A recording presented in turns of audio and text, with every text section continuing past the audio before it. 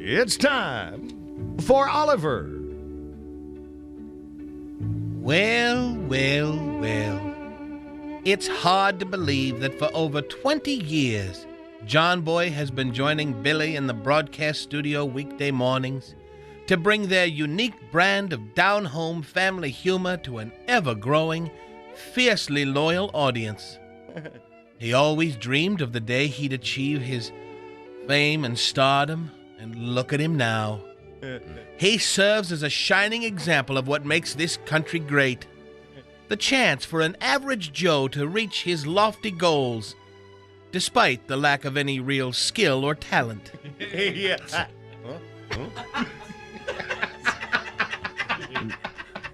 John Boy. But it hasn't been all biscuits and gravy. Oh, no. He's had to make countless personal sacrifices in order to bring a smile to those who may not have much to smile about. Such a rare and noble figure is he. A benevolent purveyor of happiness, a ray of sunshine in an otherwise gloomy world. Isn't he wonderful? So with all this in mind, and after all these years, you'd think he'd finally stop whining about getting up in the morning. Oh, I know you find it hard to believe that such a selfless, long-suffering humanitarian would complain about anything, but it's true. He complains about the sunrise more than Count Dracula himself. How can that be, you say? Surely such an intellectual colossus could somehow manage to avoid early rising. Is there a chance that his vast vocabulary is devoid of words like middays or afternoon drive? It would seem that as his popularity grew, he could have leveraged his power into a position that required a later rising time, but no. Of all possible professions, he not only chooses the job of morning show host, but stays with it for most of his natural life. Why? The money? Money means little to a man who can't count.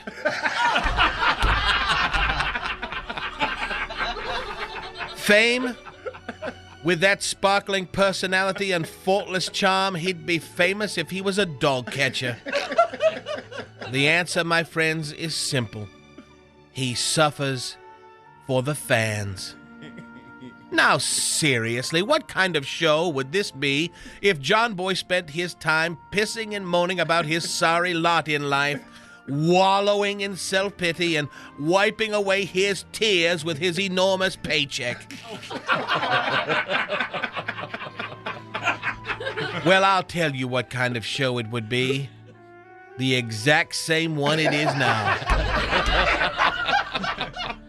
Though he would never subject his listeners to his personal pain, but if, by chance, the pressure became too great and some words of anger or frustration would slip into the airwaves, the audience would never, ever know.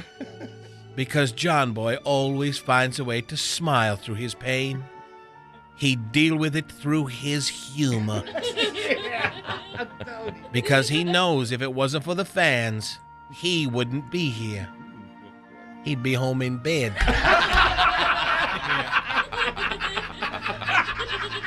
Being allergic to mornings might make John Boy miserable, but he doesn't take it out on the rest of the crew. Oh, sometimes on the rare occasion, he'll come stomping in, calling everyone some beaches in that funny way he does, and fuming over sports scores or drivers in the left-hand lane or those nerve-wracking news idiots on the station across town. But he can't maintain that gruff exterior for long. Soon he's laughing and letting everyone in on the joke. You can't contain a heart that big that's bursting with love. No. But it's amazing that he can maintain such a bright spirit considering all the hard work he has to do. See? There we go. Tell it, brother. You're doing a good job. I mean, once you count the music, the news, and the commercials, why, he still has a brutal 47 minutes of time to fill each broadcast day. And Lord knows he can't count on the bunch of losers in the studio to help out. Why, if it wasn't for loyal contributors like Mater Man and Racing Fat Boy and Astro Nerd and that comedy genius Captain Ray Rayford, the conversation would be dull as dishwater, brother.